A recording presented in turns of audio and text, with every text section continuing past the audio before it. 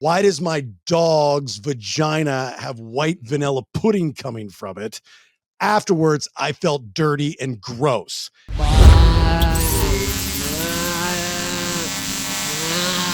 All right, before we begin the show, let's thank our sponsors. First and foremost, our title sponsor, Once Upon a Coconut, all-natural, non-GMO coconut water with natural electrolytes and no added sugar. You can choose from pure blueberry, pineapple, watermelon, sparkling energy, and chocolate flavors with Once Upon a Coconut. Stay hydrated and refreshed. And if you're wondering why it tastes so darn good, it's due to a combination of factors, including the freshness and sweetness of young coconut water, the lack of additives, and the natural electrolytes present. And the best part about it, Once Upon a Coconut, 10% of profits go to charity that benefit our communities, including the Down Syndrome Foundation, Breast Cancer Foundation, Leukemia Society. Good things, good people, great product. So you can grab it at some Sprouts, you can grab it on Amazon, you can go online to find a store near you or purchase it right there off of their website, onceuponacoconut.com. It is delish. Big thanks to Inspect All Pest Services, our buddy Nick and the crew over at Inspect All Pest Services, providing the highest quality termite, pest, and wildlife control. That's not all they do. Inspect All can take care of your insulation, pressure washing, gutter maintenance, and other home services in Metro Atlanta and the surrounding areas. Remember, seasonal, you get different bugs and critters all around your house, so you want to go with the best in the business, and that would be one of our fine sponsors from day one, InspectAllServices.com. It's the Mad Dog, Manny Aurora, with the Aurora Law Firm, best darn defense attorney in the world, litigating all over the United States, based out of Georgia. We're talking criminal defense, white-collar crime, DUI, drug offenses, appeals, and more. And you can always get your legal questions answered by the Mad Dog, Manny Aurora, by getting those to me. And when he pops up on a show, you get your questions answered. So go to thebaileyshow.com and we'll get those questions to the Mad Dog. The Aurora Law Firm. He is the best in the business when it comes to therapists. There's no doubt about that. I use them, and so should you. We're talking about Dr. David Markwell with Ridgeline Counseling. He's got 10 therapists in-house, 3 different locations there in Georgia, one across from Sprayberry High School in Sandy Plains in East Cobb, Marietta near the Square in McKaysville, just outside of Blue Ridge. But if you're not in Georgia and you need to talk to the good doctor, then you can go online and get virtual sessions. RidgelineCounseling@gmail.com if you'd like to email him directly, or go online to markwelltherapy.com. There is no better time to check if your insurance is any good. That's why FBC Insurance is waiting for you to reach out. You can call them at 888-308-1841 or email them info@fbcinsuranceservices.com. I just switched up my car insurance because I got a better deal at FBC Insurance. They were the people to find it. Perfect for new homeowners, especially if you're trying to reshop those current insurance policies. 5-star service, multi-policy, bundled discounts, and they're going to shop every carrier out there to find the best insurance for your house, flood, storm season, auto, motorcycle, boat, recreational vehicle, or just a personal policy. 888-308-1841 or go online, FBCInsuranceServices.com. Another one of our great sponsors in storm season. You have to talk to the good people at Alternate Power Solutions of Georgia. Family owned and operated. They are a Generac generator dealer, founded in 2012. So storm season, power goes out. Who knows when it's coming back on? Don't be that guy or girl that does not have a backup plan and having power for whatever it be, especially medical devices, fans, air conditioning, so on and so forth. Offering sales, service, installation, and repair of automatic home standby and portable generators, every single one of you. When you become a customer at Alternate Power Solutions of Georgia, you get an upgraded warranty, free monitoring, and warranty repair. A+ rating with the BB&B, and you pay nothing until the job is complete. Call or request a free home assessment and go to their website, poweringgeorgia.com, or buzz them at 770-853-7571. Use the discount code Bailey, my last name, and get $500 off your entire installation. All right? Servicing Georgia and Tennessee. Again, another great sponsor of the BS podcast that is going to come to your aid here during storm season. And I'm talking about Cliff Bratcher and Jayco Contracting. This one hits home for me because I needed advice from Cliff and Jayco Contracting when my mother got a hole in her roof. Now, Jayco Contracting helping the good folks out in Georgia. And if you're in Georgia, you call him this storm season just to know that you're going to be taken care of when that tree falls through your roof or your shingles come off or a hole somehow appears. yours, right? They're a platinum preferred contractor with Owens Corning, licensed and insured roofing and gutter specialists covering all of Georgia. Keep in mind, if you've not gone through this process, Cliff and Jayco Contracting are going to take care of it from start to finish. That means dealing with the insurance companies. That can be a headache and a negotiation, and they're the best to do it. Commercial and residential satisfaction guaranteed. JaycoContracting.com, or 7 days a week, 24 hours a day. You give Cliff Bratcher a call at 770-316-3876. Alive Ozone Therapy Spa in Altamont Springs, Florida. This is mine and my wife's wellness spa. If you have an autoimmune, cancer, HIV, just simple biohacking, long COVID, the answer is yes to just about anything that's going on in your body. Most of the time it starts with inflammation, and ozone therapy, it decreases inflammation. So ozone therapy, we are the first and only to do it in Central Florida. That is Alive Ozone Therapy Spa. We also offer red light therapy, halo therapy, pressotherapy, PMF grounding mat, as well as naturally in-house made ozone infused products like the magnesium butter that many of you absolutely love. Ozone therapy, what is it? Quickly, it repairs and rejuvenates your cells to the mitochondrial level by using activated oxygen. Simple as that. No side effects. That's all there is to it. It's a 30-minute session, and you actually burn up to 600 calories when you're in the Hocket sauna. We do it the most non-invasive way. So whether you're in the area or you want to travel, book an appointment, AliveOzoneTherapySpa.com. All the products you can get there as well. And remember, for you two peers, use the discount code BS10 to take that off those online products. If you want to be a sponsor of the show, reach out to me via thebaileyshow.com. And if you are a listener of this podcast and you need any of our great sponsors, please reach out to them. Now, let's begin. What do we want to talk about?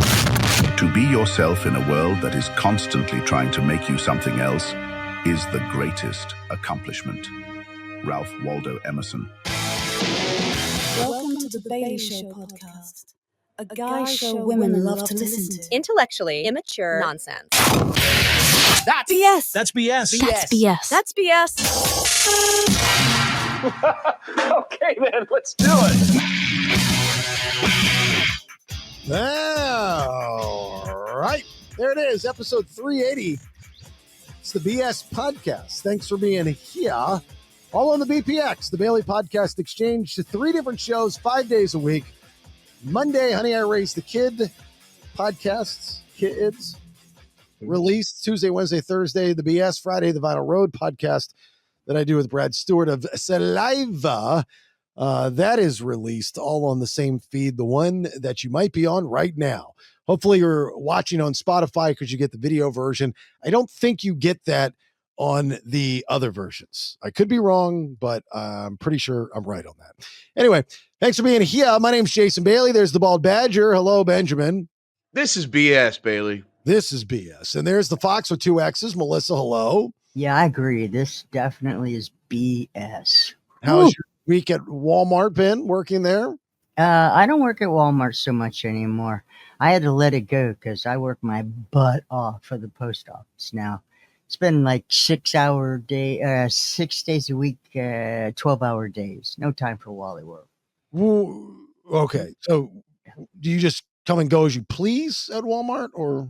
No, yeah, but it's been scheduling hell. So, yeah, I think I'm going to have to let it go. You're going to have to let Walmart go and go full-blown, full mode, full move to the United States Postal Service. Correct. Okay. More money? Yeah. Okay. Simple yes. Yeah. Okay. It took a minute to get there, but yeah, apparently. Yeah. I knew she was going to get, I think that she was going to get to a yes. My money was on yes. There was just a lot of lead up to it. I was hopeful. It was a lot. It was a lot. Yeah. I was like, please don't let us down. Please don't say no. Get a raise. We're just all hoping for yes at the end of that, please. All right. Well, do you like working at the United States Postal Service? Yes, it's very physical, but this time I'm working up to it. I'm not. Last time I worked at the post office, it was the holiday season, and it was so physically demanding. Physically demanding. Physically. Those cards and bills, boy, whoo, they were yeah. Boxes and presents. I don't know how to say this without coming across as an asshole. Yeah. It's how my mind works. And it's so hard for me to grasp and this is not just you, but the situation in general, when you've gone your entire life. I know I talk about this often, but it still boggles my mind. I can't get past it. I don't know if I need help or I need to get in a different mind space or something, but I can't get past people that are doing one job for their entire life and then go to a different job. I know it happens. It happens every day. And I know it's fairly normal. I just can't embrace it for some reason.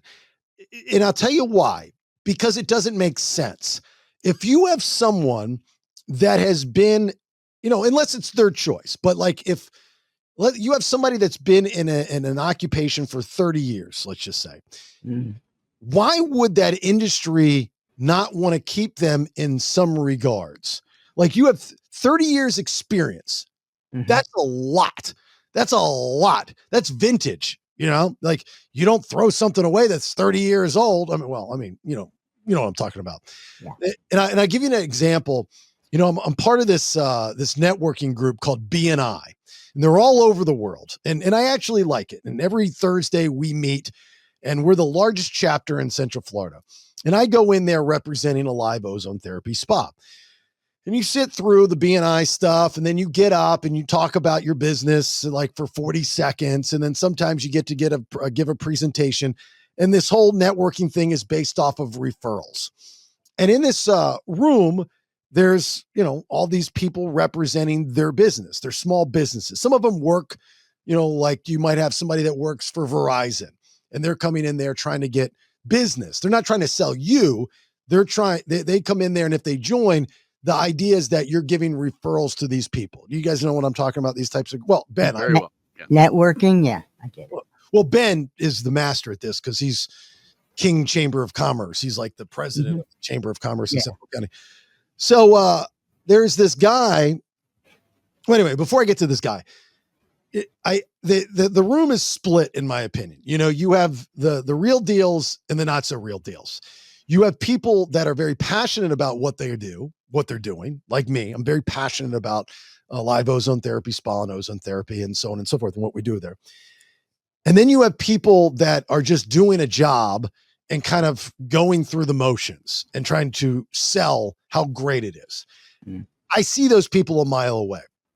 And some of these people I actually have tried to do business with personally, and their work ethic is subpar, lackluster, no callbacks, no shows, no email backs. I'm like, I'm trying to give you money.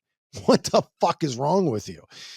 And so, so it bothers me a little bit, but there's this one guy and some of these people in this room, like myself, this is their second life. I just had a buddy come down from Georgia that was an APD cop, Atlanta Police Department. He was a cop with APD, and he's since then left the force, and he's looking for his second life.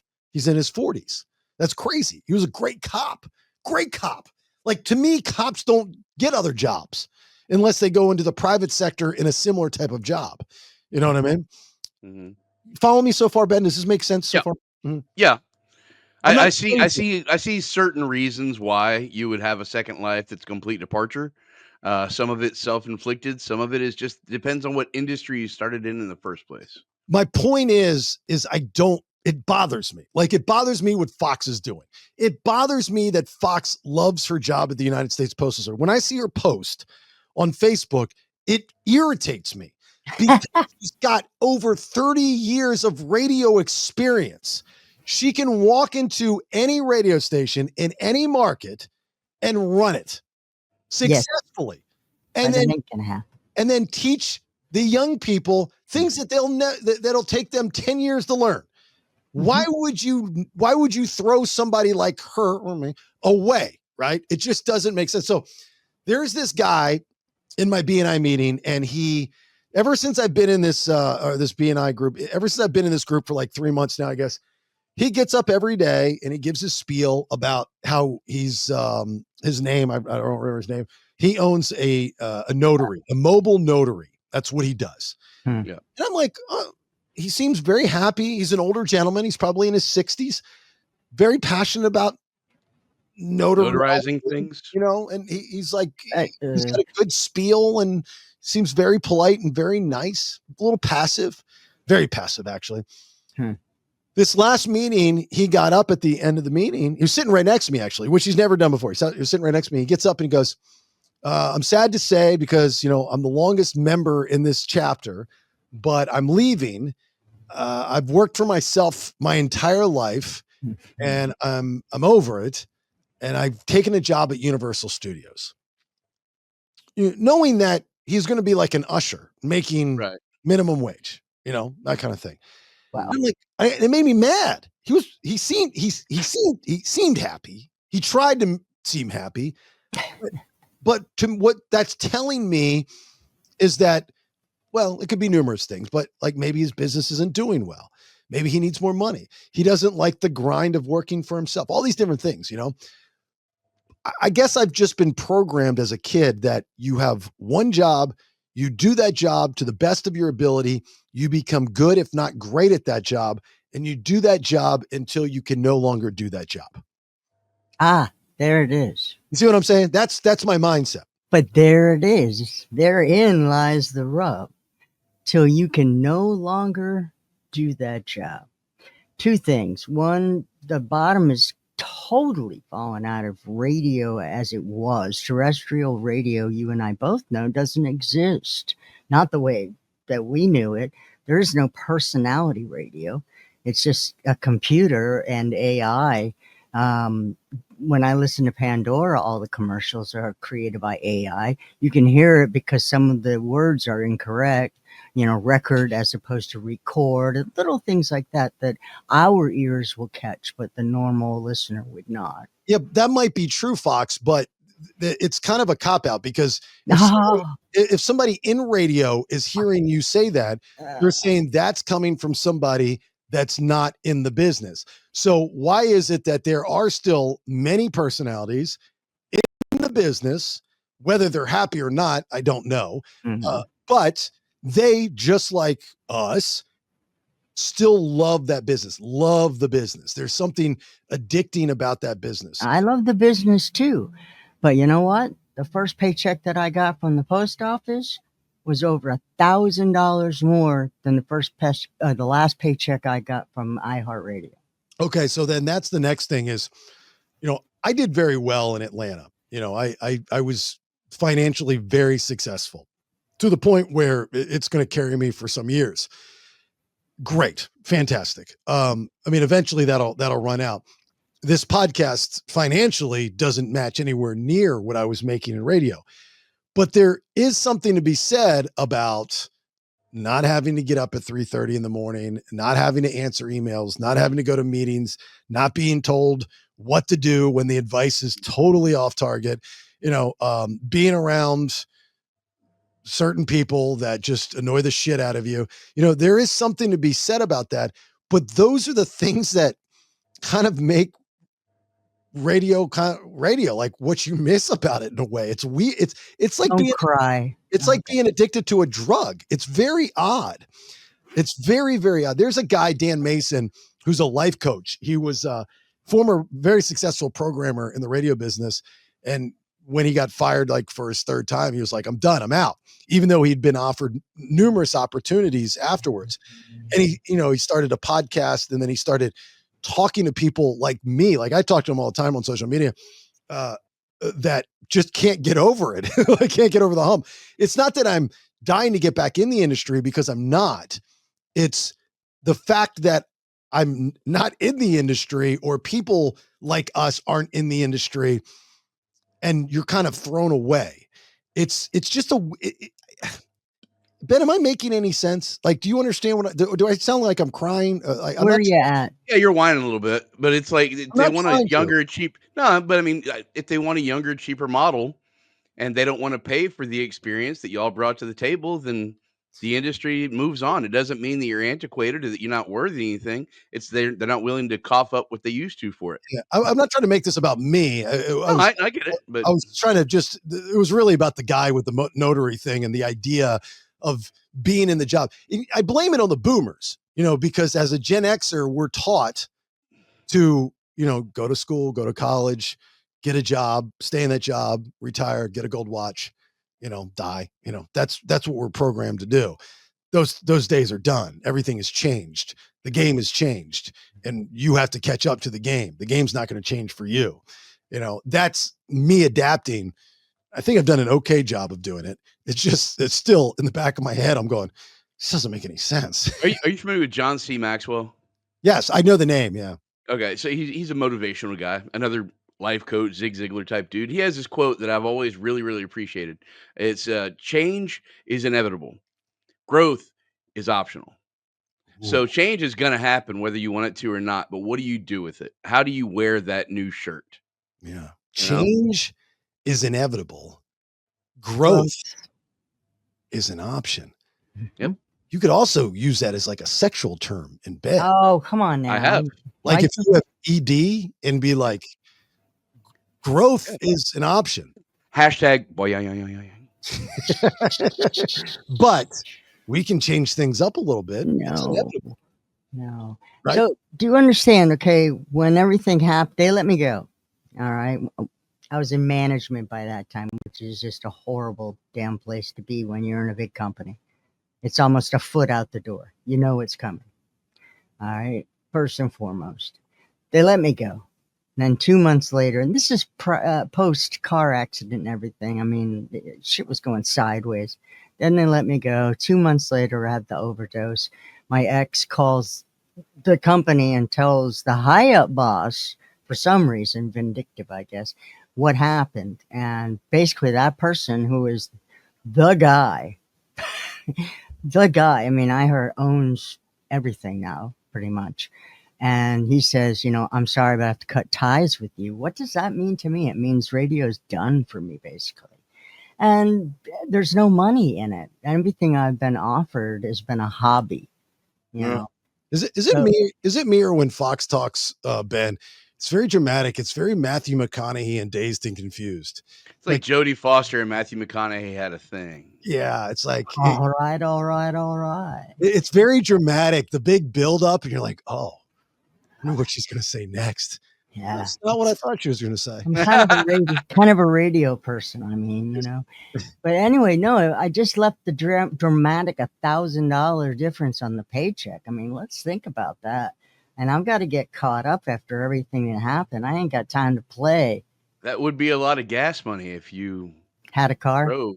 I kind of understand now. There's a show on Apple TV with John Hamm, and where I haven't seen it because I don't have Apple TV, but I've seen the trailers for it. It looks good. He, had a great job, very successful, loses the gig, then turns to a life of crime, and it's kind of like a happenstance. Like, I can understand how that can happen to you in your later years. You see these guys that have success and they had whatever business before, and then they get into some shady shit. I totally can see it happening. Like, totally can see it happening because you're like, okay, I can get away with this. I can do it at least once. If I can grab $1 million here, nobody's going to notice. I totally can see how you can do that. I'm not putting it past myself, to be honest with you. Well, and at that point, you're going, okay, so what's a little bit of jail time? It's not like I'm looking at a whole bunch of years behind bars. Ain't got a bunch left. Let's give it a shot. Boys, this is legit. And I just like to say, I like big boxes and I cannot lie. Again, you saved that one for a while. What did that have anything to do with what we were talking about? The post office, dude. Catch up. Get there faster. We're just talking about, no, you were way behind. Yeah, we're talking about Apple TV show, and I don't know. And she's off the stool. Yeah, there you go. Yep. Not quite understanding. Just again, change is inevitable. Growth is an option. I like that. Change is inevitable. Growth is an option. Fucker. I'm never going to forget that now, Ben. I've got that John C. Maxwell ingrained in my brain hole. Change is inevitable. Growth is an option. Love it. By the way, I'm a boomer. I believe that. No, I'm the tail end of the boomers. I believe that. I was reading an article on Gen Z, which Gen Zs are born between born between the mid 90s and the early 2010s. So from 97 to 2012, that would be Gen Z. That would be my kids. My kids are Gen Z, and my kids are this to a T. The article reads, Gen Z does not know how to properly answer the phone, and it's time we had a talk. So the article talks about this recruiter, one in particular, that does a ton of phone interviews. And the one thing that they've noticed, especially with, or specifically with Gen Z, is that a lot of them answer the phone and they don't say anything. Like my kids are like that. They're not very good on the phone. My son in particular, not very good on the phone. And so What do you mean? did you say, what do I mean? Yeah, like they answer the phone and they don't respond at all when they pick it up. They just wait. Yeah. That's weird.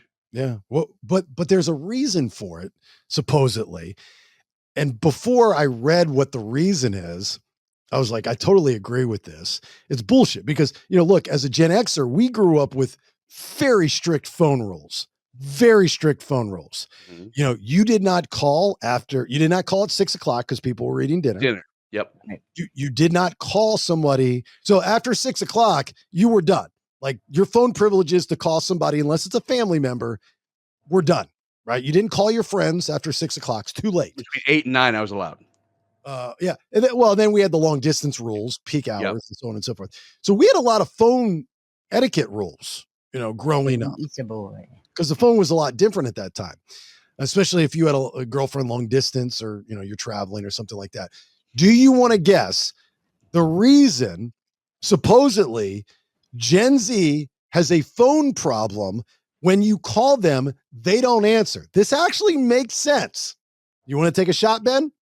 The only thing it's got something to do with texting. Like they're more used to texting than actual voice conversation. No. Am I not? Good guess though. Foxx? They just don't like to talk on the phone. No, they've been programmed that spammers need to hear you say hello and use your voice to scam you.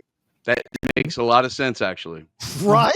I had to retrain my mom because we get all kinds of spam calls to our work phones and so forth. And I said, stop saying that because you're giving them permission to record you saying yes to something. Use a different word. So I actually understand this now. They don't like to answer the phone. But the problem is after you find out it's a person, they still don't know what to do. Okay. Yeah, they're like, where do we go? They still think it's a scam. Where do we go from here? That's the problem. Mom, are you really in India? Did you have Foxx? Did you have any specific phone rules growing up? Oh yeah, both everything that you mentioned. There was, the whole no calls at dinner. If there was a call after dinner, it had to have been an emergency.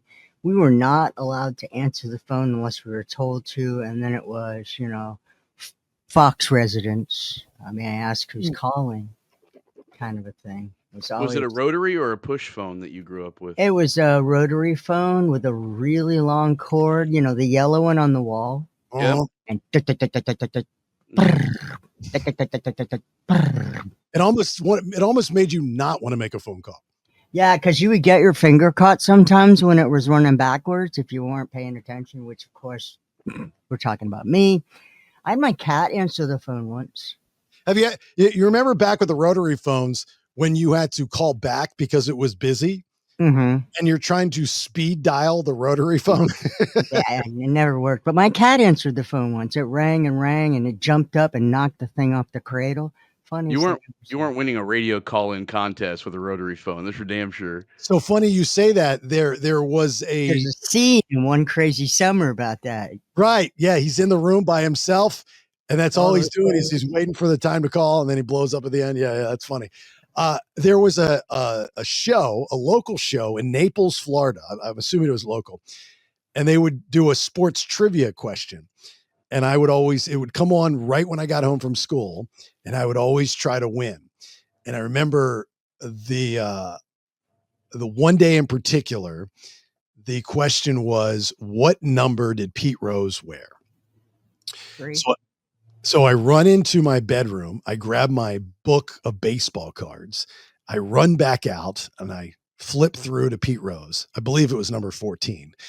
And you can Google it. I think I'm right on that one. and I'm calling in and it's busy. And I'm calling. And I called so much that the dial on the phone came off. Oh no. I broke it because I'm sitting here trying to speed dial the damn thing. And then when that breaks, you don't have a phone.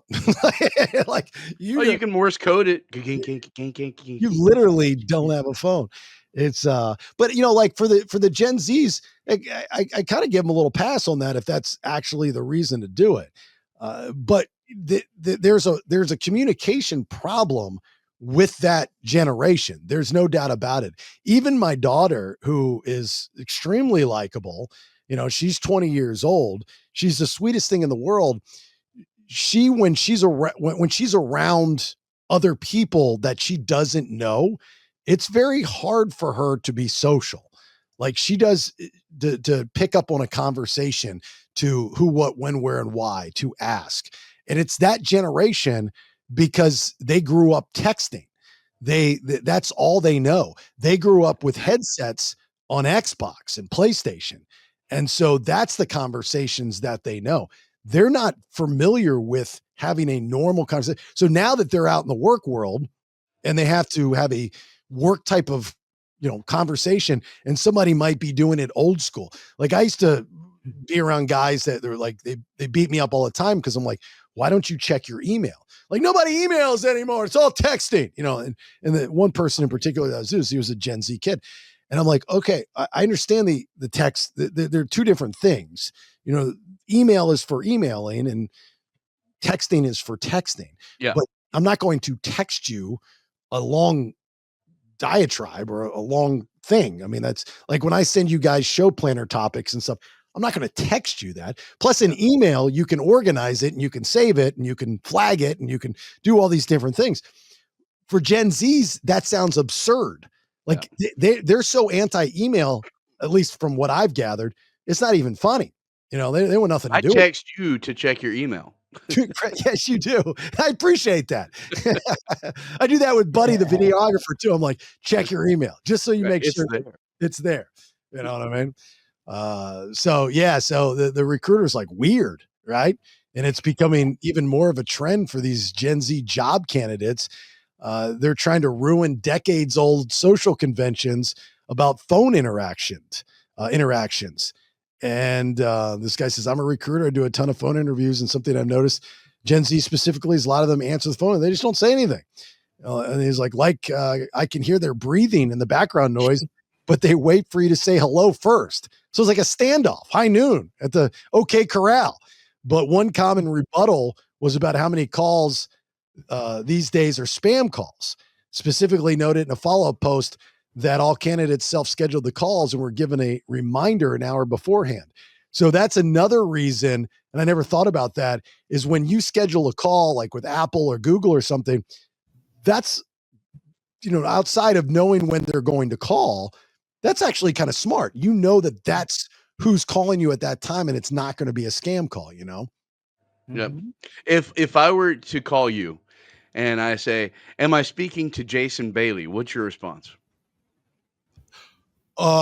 Who's this? Who? Yeah. No. I don't say who's this because that sounds rude. I say, who's speaking? Mm-hmm. And what can I do for you? Or what? Yeah. Who's speaking and what could they do for you? Yeah. So oftentimes, if somebody of importance, somebody from a doctor's office, or somebody that's calling for some sort of legal reason that they need to talk to Jason Bailey specifically, that's how they're going to start the conversation. When are they going to learn to change the script in how they introduce the conversation so you don't have a defensive posture in answering that? Right. Yeah. Well, as soon as I hear, sorry, Middle Eastern, you're done. You're done. You're done. It's a shame, but it is what it is. You got to protect yourself. Yeah. I get those all the time. And I'm like, you got to be, the guy says, hey, my name's Charlie. I'm like, no, it's not. So you've already started out with a lie, right? And that's I like taking those phone calls because I correct them. And I said, look, can I give you some advice? As a customer service person, I'm assuming you're you're scamming me. Americans aren't going to respond to that. We all know, we're all on to you. Maybe if you're older, and they're probably just going to hate you because they're all racist. Right. But thanks, Ahmed. Yeah, give me your real name or something close to. But to call up and say that you're Charlie or Sam, nobody's going to buy that shit. It's just not happening. You should be a life coach in your third act, Bailey. When you decide to retire from being a mobile notary, you got to be a life coach. You love to give advice. I love to give advice. You do, and oftentimes it's good advice. Spot on. Tell me I will give you that. Tell me when it hasn't been good. When it hasn't been okay, possibly it has been good advice, bad timing as to when to give it. You've been guilty of that on more than one occasion. Okay, give it to me. Give it to me. Okay. Learn me. Okay, so great example.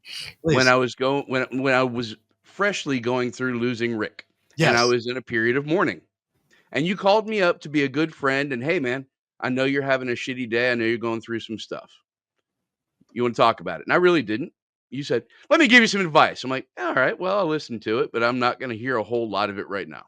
Okay. So Well, the timing of it was a challenge to be received.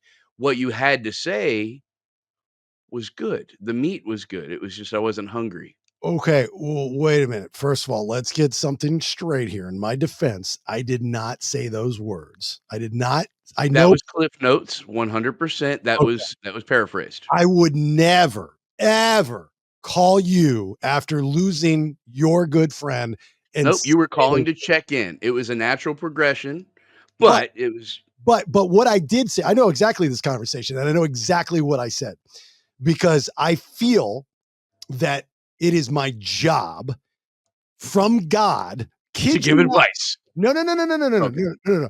I feel it is my job from God to tell that story, the story that I told you. But I did Okay. not start it because it's, as I say the same thing every time. I know I did not start it with, let me give you some advice. I started with, can I share a story? Can I share? Yes, you did. You did word it differently than that. Like I said, paraphrased. And the And story, it wasn't insensitive. I don't want to paint a negative picture. Yeah, it was just, I'm like, all right, let's maybe talk about this another the time. story that I shared was when I lost numerous people at one time in my life. I was young, I was in my 20s. I had lost my second stepfather. I lost a couple friends. I lost a dog. And then I lost my grandmother. And I wasn't able to process all of it at one time. And it hit me when my buddy Scott Mulhan passed away, 22 years old, my fraternity brother. And I'm at his funeral. And it was a beautiful Central Florida day in Dr. Phillips. And we have a tradition in our fraternity, Sigma Chi. We lay a white rose on the casket, which anytime you go through any tradition at a funeral, it makes it 10 times worse. And I'm off in the corner, and all day I've been crying like, and at that time in my life, my mindset was, I'm a guy, I don't cry, keep it in the inside, and I could uncontrollably crying all day. I couldn't even open my eyes. They were so just welted up.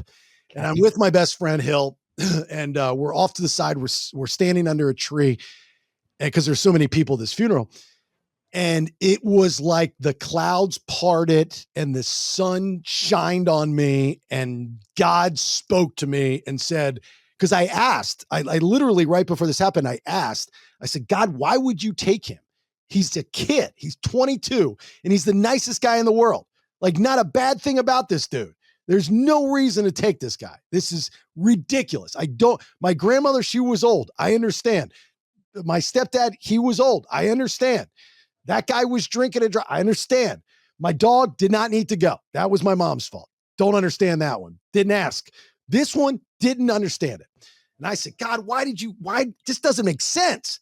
And the clouds, I know you think I'm making this up, but the clouds parted, the sun came through, and I just heard this voice in my head, look around.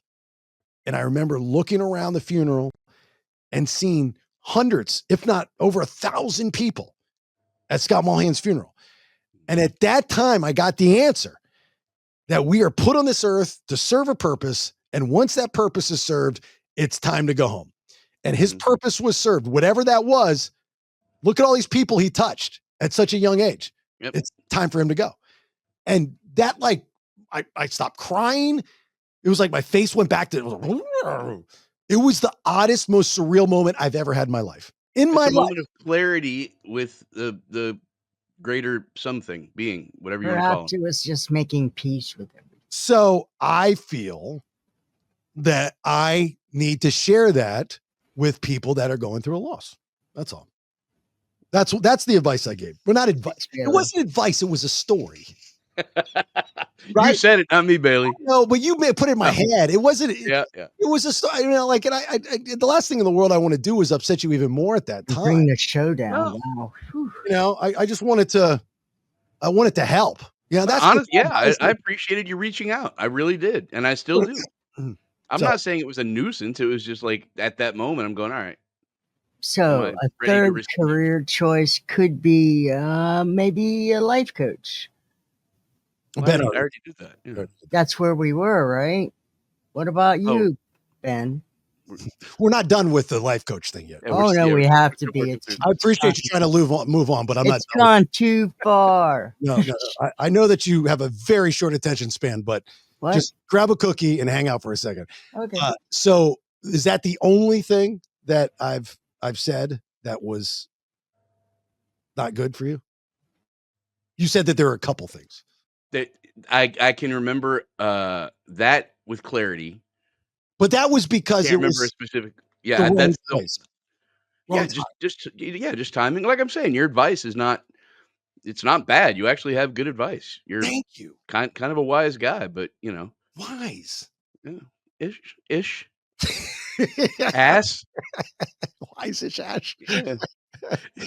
It's hard to admit. I know. I tell people this all the time too, man. They don't believe me. Look at this. Fox is like, I can't join. I'm just going to eat. Yeah. She can join, but she doesn't know how to join. It's funny. It's funny watching her. She doesn't know how to input. She doesn't know how to jump in. She has something in her head that she wants to say, and it's not on topic. So she just like goes off the script. But go ahead, Fox. I'm eating a cookie. Go ahead. What was it? What was it? What were you going to say? I don't remember. You told me to eat a cookie. I'm eating a cookie. My line. Okay, is it eat the cookie? Okay, okay. So that's the only thing is what you're saying. That's the only one that's come to mind. I feel like there was another conversation. Well, you said it was timing. Good advice, bad timing. Sort of like me. Funny joke, bad timing. But when would have been good timing for you? Later. Like when? Yeah, I don't know. I mean, like I want to say that was like day of. No, it was not. Yeah, I think I had come to the office to do something. I know I was sitting over here when we were having the conversation. It wasn't day of. I'd been the day after. Never. It would have been day of. I would have never done day of. No way. Not in my DNA. Not would have. Now, day after, possibly. Possibly. Could have been day after. Because I don't know the exact dates of when your friend passed. You know what I'm saying? So, but that's not bad. That's the only complaint. That's pretty good. This was recent, though, right? Well, it was, a month ago. Okay. Like now would be a good time to tell you that story again. Perfect. I actually really appreciated hearing it again. And why would you think that we would think you're making it up that you said the clouds parted and you heard a voice say, look around? That makes total sense to me. It's so surreal, dude. It's like, it's one of those. The voice of God can be surreal, and some people just don't want to call it that. But I think sometimes people call it intuition. You know, something just told me. Well, the voice of God, whatever you want to call God. Yeah, just some people don't want to buy into that stuff. A higher being, superior, you know, whatever. You know, exactly. I'm not going to get into the religious ideology and so forth, but there is something that I've learned. Almost every religion in the world is based off of the same two ideas. Be good to the people that you're around and give credit. There's something bigger than you, right? I don't care what you call this thing based on what you've been raised to believe. So long as you are smart enough to realize that we are not the end all be all. There's other stuff out there. All right. I think that's it. And that's not religion. That's not a religious talk, but you can call it the voice of God or you can call it intuition. To me, it's the same thing. Yeah, but there's some religions out there that like preach murder and killing. Right. And stuff If like you that. do not only believe one in that our I know of. religion, if you do not believe in our religion, you must be killed. Yep. Only one that I'm aware of. Yeah, there's some out there that are pretty. So anyway, let's change the topic. I did ask Ben, what's your next act? Talking about religion on the radio. Oh, cool. All right. I'm getting good at it. So, Jason, I Practicing. don't want you upset when you see my posts and you see that I'm happy doing what I'm doing.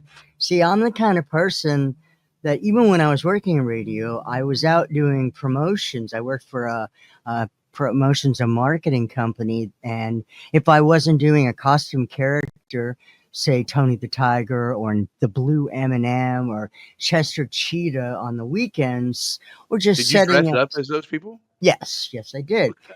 It was a lot of fun, and I met a lot of people. And if I wasn't doing that, I was showing people video games, like when the new FIFA came out, or MLB, or any of that stuff. I would be out there playing the video games and showing, letting the kids play it and playing against them and making money that way. So I'm used to I'm a hustler. I grind, man. I make money where I have to make money. And that was the only way that I could stay in radio and justify the shitty paycheck that I was making there. I think you misunderstood when I said it upsets me. It doesn't upset me that you're happy. It upsets me that it exists. That your worth has been challenged in the career path that you should still be in. Is that where you're at? Yeah, like don't get it twisted. That a lot of things that I say are in general, like general speaking. So I Indeed. see. Okay. General's how. Gotcha.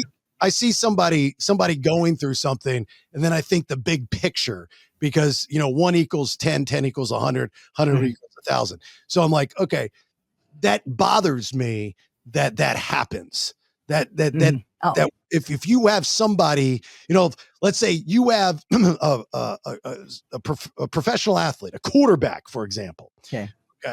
And they got all the way up to the NFL, which is the 0.01% of the 1% of the best in the world. Correct. To get to the NFL. And they're a quarterback, which means that and a starting quarterback on top of that. That means that there's one job out of 32 teams that you can do. That there are 32 job opportunities in the world for you. Only 32. Like, the odds are crazy. Wow, this is complimentary. Right? To go down. And then you have that job for X amount of years. And then because of injury, the team wants to move on. I mean, we see it all the time, right? Pick your poison. Let's take Kirk Cousins, for example, right now. Kirk Cousins. Heartbreaking. God, right? He's gorgeous. I met him a few years back. Oof. He's still a able quarterback through injury. Minnesota gets rid of him. Sweetheart of a human. Atlanta. Great guy. Great job, faith-based, all this good stuff. Goes to Atlanta. They draft Penix. Now he's a backup quarterback there. They keep him there because they owe him so much money. Anyway, the business gets in the way. So when Kirk Cousins retires, right, and he's done, look, what is he going to do? He's in his 40s. What is he going to do? Now, he doesn't have to do anything because he's made so much money, but he's so smart. He's got so much knowledge and experience of football. Why would you waste that? Now, I know a lot of these guys go on and, do coaching or broadcasting and stuff like that, and rightfully they should. But some of them just kind of disappear and don't do anything to give back to the industry that they should be a part of. Like, if you give 30, let's just say 30 is the magic number, 30 years to an industry, you should be married to that industry to the day you die in some shape, form, or fashion. And the industry should be at the forefront of wanting you for that. If you're in the roofing business for 30 years and your company you're working for a company and they fire you after 30 years and you're like, go fuck yourselves. I'm going to go do something different. There should be a roofing company, which there's many of them out there, that I need you. You have 30 years experience. I will pay you X amount of dollars just to be around because you're so smart. You have 30 years. That's a lot of time. That's my point when I say those kinds of things. Well, as soon as the word got around that I got canned, of course, the pokers came out from the different radio stations around town. And I had a non-compete for 6 months right out of the gate. And of course, they kept me on the payroll with my severance pay for 9 months. They're weeding it out so that I was still an employee, which meant I couldn't get any unemployment or anything like that. Couldn't get a job for 6 months. So they kind of screwed me there. Anyway, but the people came. They were dropping their anchors out there, and then they're saying, "Oh, but we really don't have any positions available, or only it's part-time, or there's no money." You know, it was amazing what was going on. I was so let down, you know. Well, Does the radio business have consultants that can go around from station to station? And oh yeah, one of my good friends is one of the best, if not the best, consultants in the business. Mike McVeigh, former EVP of Cumulus. He's the one that recruited me, and I talk to him once a week. Without a doubt, the best. They like to be called coaches, not consultants, coaches, but without a doubt, the best coach. And I tell him all the time, because he writes these articles, in the industry, .coms and stuff. And they drive me insane, not just from him, but from everybody, because they have to do their best to make the industry look so good. Nobody's calling a spade a spade. Nobody's talking about the things that people are talking about. And it's just, like, I'm not saying Mike does this, because I know he doesn't, but there are some talent coaches out there that are just out there for money grab. Money grab. They literally somehow get hired to come in and coach, and they're just using comparisons from other markets and other shows. And I've been around these coaches. Statistical analysis. Oh my God. So much. So it's all analytics. It's all, some kid that's never been behind a microphone has a bunch of data, and the company pays what your salary would be times 5 for this information. So they have to use the information. They push it on everybody, and you're supposed to, like, you can't be you. You can't be what makes a creative job, whether it's radio or whatever the case may be. You can't do the things that have made you good because of some kid behind a computer, and I know there's truth to the analytics. I get it. But you look at a station like Real Radio, in my opinion, the best radio station in the country, format wise, it's because they don't subscribe to those rules. They, when I went there, I was subscribing to these analytical rules before they were rules, because I was going to these conventions and hearing these people talk, and I'm buying into all of it, because I think there is some truth to some of it, but not all of it. And I'm sitting there trying to follow these things when nobody was telling me to follow those things. Yeah, no guidance. And I felt like a robot, and I'm looking at all these other guys, and they're just willy-nilly in it. And I'm like, God, they sound like they're having a lot more fun than me. I'm sitting here trying to think of time stops and, what I'm saying and all this other stuff, when they're just letting loose and being cool. And I'm like, I'm struggling because I'm thinking too much. I'm overthinking it. It was actually a guy that I worked with in Orlando that helped me with that, whether he knows it or not. I mean, I haven't talked to the guy in years, and we ended on bad terms, but his name's Otto. And he came from a show that was the best in the business, talking about Jim Phillips, and I learned by listening, and Otto would tell me, he's like, dude, you're overthinking it. You're over prepping. He's like, do the, now some of the stuff that he said then doesn't work today. But still trying to figure out this podcast thing, to be honest with you. Like, I read all this stuff on podcasting, and technically we're doing a lot of things wrong, like a lot of things wrong. But it's, who knows? What's your advice on that, Bailey? What's my advice on what? How to fix this broken podcast No, business. it's not the right time, Ben. It's not the right time. I'll get back to you next week. Seriously, though, if I was to procure a job in radio, regardless of the income or lack thereof, my scooter wouldn't get me there.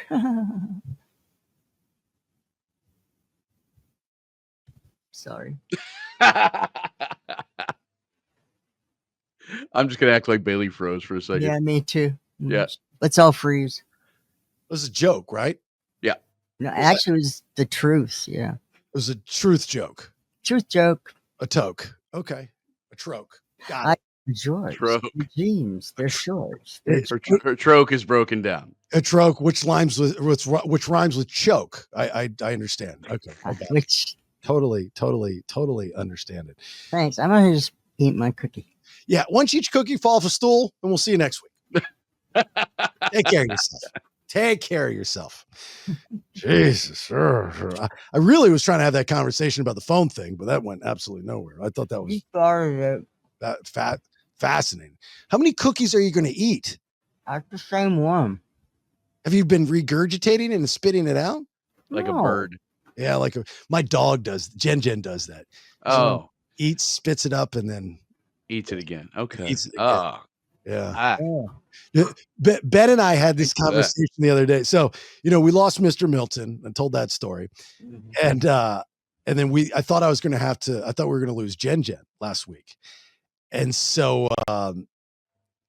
Rach and I are sitting on the couch, just warning, this is going to be fairly graphic. And it hurts me. You got to stay in frame, Foxx, because Buddy's going to, you're like a disabled 4-year-old. It's just, you got to help me out here. Anyway, so Rach and I are on the couch, and Jen's laying on the couch with us, and she keeps munching on her stuff, right? She keeps licking herself. And I'm like, Jen, stop that. Jen, stop that. And I put my hand. Ladylike. No, not ladylike. Maybe a little jealous on my part, but I'm like, okay. So I put my hand over there and I kind of push her away, and my hand's wet. And I'm thinking that it's because she's licking, right? But it was a thick wet, right? It was a thick wet.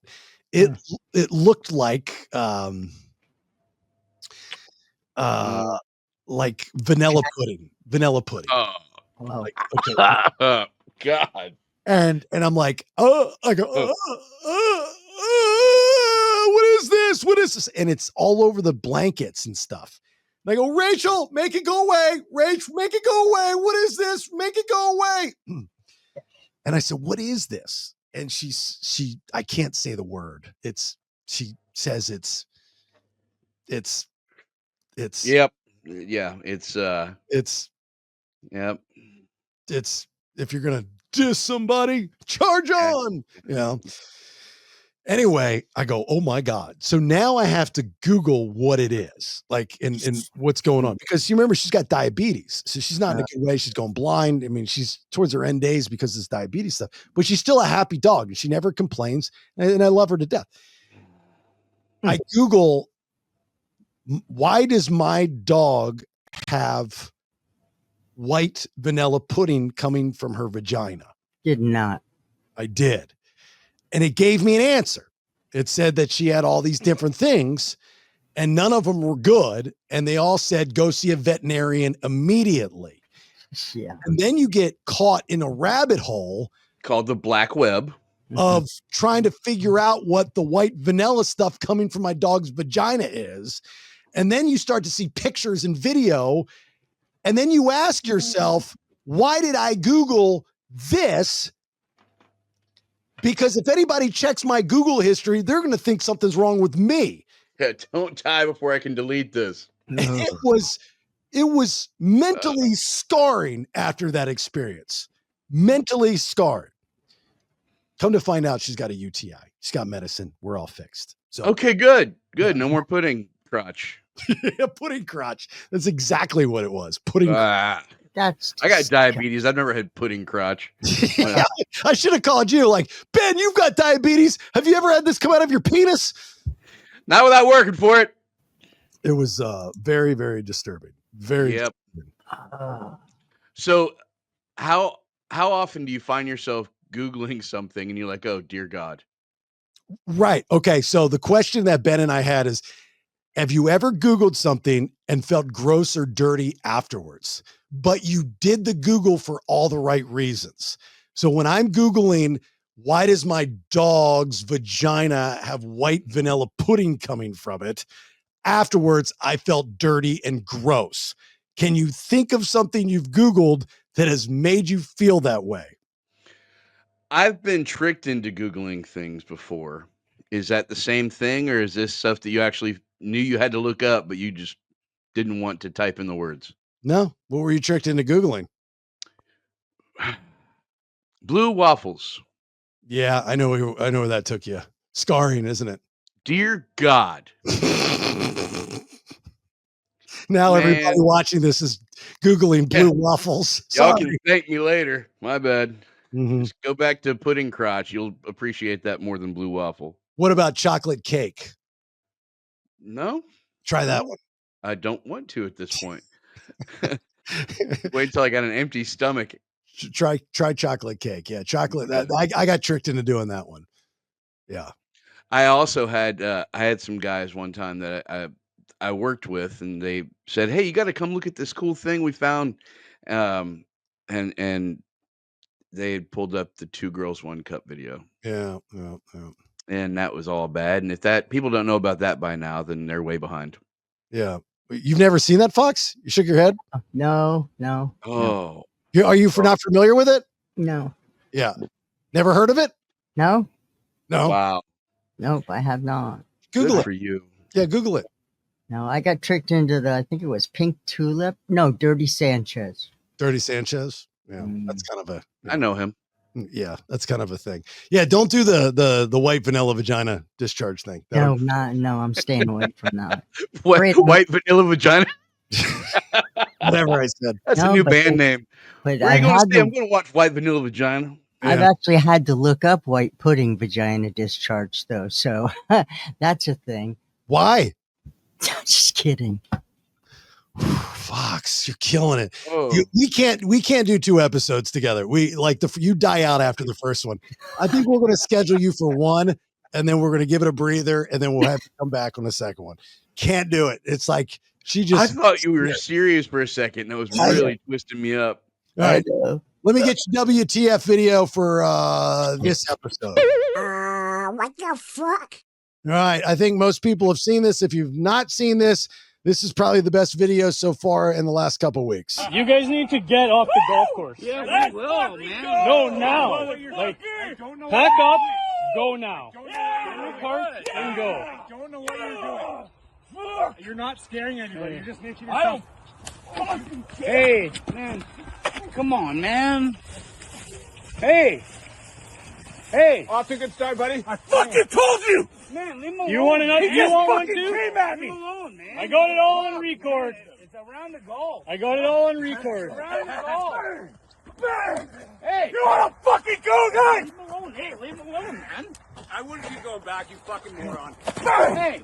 Come on, man. No, I'm not trying to get in there. Like, just like, fuck. Enough! Are you still cheering on you? Enough! Get out! Hey. Enough! Things going well for him. Leave him. Get him the fuck out of here! He just, No, it's not gonna go well for him. It's not okay. Take him home or get I him asked fucking him out of to here. fucking get moving. I said stop looking like an idiot. Get out of here. Fucking. You called his bang every time you hit the guy. I know. Boom, boom. It was bang. It was bang. Two Okay. best things about that video: bang, bang every time he punched him, Right. and his buddy in his Canadian accent. Yep. I've got you on record. But you on Yeah. record. I Not thought that- record. yeah. Well, no, he says I'm not videotaping you. You know, like you see all these kind of wokey protester people chasing each other. I'm videoing you. I'm putting you on the internet. It just sounds so whiny. Yeah. I've never heard. I've got it on record. That sounded cool. I got to tell you, that sounded cool. Are you guys familiar with this video?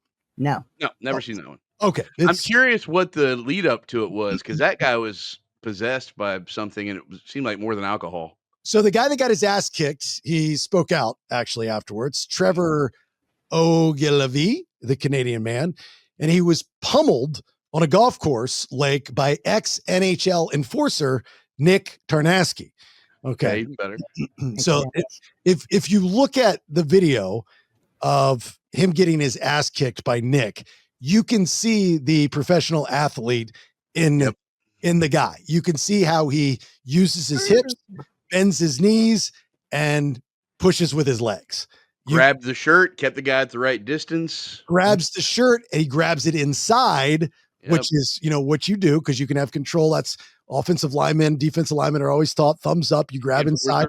You can control anybody, no matter how big they are. So he uses all the stuff he used when he was a pro NHL player and beats the shit out of this guy. Now this guy tries, he does the typical tough guy stuff, which I guess it's the psych out. The never understood why when guys get in fights, they take their shirts off. That makes zeros. I don't care how jacked you are. I understand the point is to show, look at my muscles. Okay. Like that's supposed to be intimidating.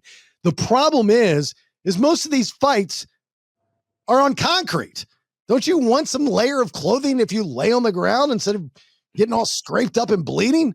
I mean, if you completely assume you're not going to be the one on your back, okay. All right. I always thought it was because you have no more room to move. Oh, without a shirt on? Yeah. No. Okay. No. So this guy speaks out and he goes, I think he goes on a podcast or something. And he just openly, he does the right thing. He just says, look, it looks really bad. Played 36 holes of golf, got drunk, drank way too much, ran my mouth way too faster than my brain, and got my ass kicked. All jokes aside, I'd like to apologize to all the folks on the course, anyone caught up in it, and anyone had to deal with me that day. I lost my cool, and I learned from it. Just one of those days where he should keep the cart on the path. He ended his message by telling followers, stay hydrated, keep your stick on the ice, and maybe stick to 18. So that's a good move on this guy's part. I'm impressed by him. Yeah. Right. You admit, hey, look, I was drunk. I got my ass kicked. I deserved it. Let's move on. Yeah. Stepped in it. Thank God there was no alligator in that lake I got thrown into. Right. Exactly. But that ex-hockey player, dude, that's like messing with an ex-NHL guy or an ex-MMA guy or something like that. Like you've got to read the room. And this guy's a pretty good sized dude. And he's got the beard and he looks bad and he looks tough. I get it. But that NHL guy's a beast. Like He's a big dude. You can tell an ex-athlete. You can tell an ex-athlete. You know, like, is it really worth it? Where's the money? Yeah. That guy was a monster, a beast, a monster. I can smell my own, Bailey. Yeah. All right. Look, I'd like to thank our title sponsor, Once Upon a Coconut. Remember, use BS Podcast 10 to get a 10% discount off your checkout. Please use that so you can save some gatuses. Remember, this is a freebie episode. We've got other episodes that are subscription episodes for the BS Tuesdays and Thursdays. Please subscribe. It's only $4.99 a month. You go to jasonbailey.com. I'd appreciate it. It's all on the BPX, the Bailey Podcast Exchange. We've got 3 different shows, 5 days a week. So on Mondays, I release an episode, which is free with my wife, called Honey, I Raised the Kids, all about us becoming empty nesters. And it's our second life, kind of what we were talking about earlier. Tuesday, Wednesday, Thursday, it's the BS, this show, guys show that women love to listen to, with Tuesday and Thursdays being sub episodes. And then Fridays, I release an episode with Brad Stewart, basis of Saliva, called the Vinyl Road Podcast. Talk rock and roll. We talk stories from the road, his stories, talk about stories on my side, the radio side, talking to artists, life and everything in between. So that's the Vinyl Road Podcast. So you get a lot of content 5 days a week. Make sure you're following us on social media. All the shows have their own Instagram, at Honey, I Raised the Kids, at Listen to the BS, and at the Vinyl Road Podcast. Get all that information on jasonbailey.com, which is in the process of being revamped here shortly. Hopefully everything will be done sooner than later. Thank you to our great sponsors. If you need to use them, make sure you drop the BS or my name when you do that, so they know where it's coming from. And if you are a business that would like to sponsor all the shows, you get all the shows, please reach out to me any way you want. jasonbailey.com, all my stuff's up there. You can buy my email or get a hold of me on social media, so on and so forth. Like, share, and follow our content. Some of you are really, really good at it. It's like I've got like a handful of people on each show that does in each social platform that does a really good job. Like Garrett on Twitter, Andrew on YouTube, Ashley for the Vinyl Road stuff is amazing. I mean, she's a beast. She's killing it. She's like the best marketing person that I've ever had in my life. So, if I can get more of that, all it takes is a couple seconds, just share it to somebody in your network. I'd appreciate that very much. All right, Foxx, you got anything before we get out? Yeah, I have no life. I work for the post office. Good stuff, as always. There we go. The Bald Badger. You got anything? Yeah. Never fight a guy with cauliflower ear or whiz on electric fence. Or wearing an Affliction shirt, right? You can fight the Affliction guy now. He's a douche. Oh, now you can. But in the mid 2000s, you could not, though. Yeah, it was a no-no back then. back then. Now it's fine. He's not bad. All right. Have yourself if you were waiting to hear me do the Superman stuff on this episode, you missed it. That was on the Tuesday's release show. So become a subscriber and get the whole pros and cons of the Superman stuff with Jeffrey Kaufman. All right. Look, have yourself a great, safe rest of your day. Appreciate the listen. Appreciate the support. We'll talk soon. And bye. Thanks for listening. Till next time, check out thebaileyshow.com. Make sure you like, share, follow on all socials. I leave you with these parting words. Never got a pink slip either. You know what I would get? A guy would come around to my desk and say, "Get the fuck out of here!" What do we want to talk about? 3 different shows, 5 days a week, 1 feed, details, and to subscribe, jasonbailey.com.